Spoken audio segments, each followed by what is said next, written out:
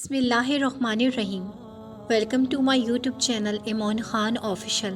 تمام video updates کے لیے ہمارے چینل کو سبسکرائب کر کے بیل نوٹیفیکیشن کو آن کر دیں تاکہ آپ کو تمام آنے والی ویڈیوز کی اپڈیٹ ملتی رہے۔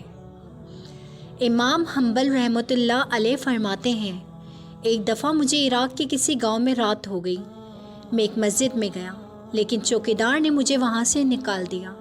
میں مسجد سے باہر فرش پر سو گیا۔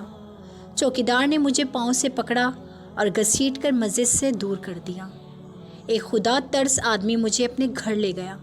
وہ شخص چلتے پھرتے، اٹھتے بیٹھتے ہر وقت استغفار پڑھتا تھا۔ صبح ہوئی تو میں نے اس شخص سے پوچھا کہ کیا آپ کو استغفار پڑھنے کا کوئی فائدہ ہوا بھی ہے؟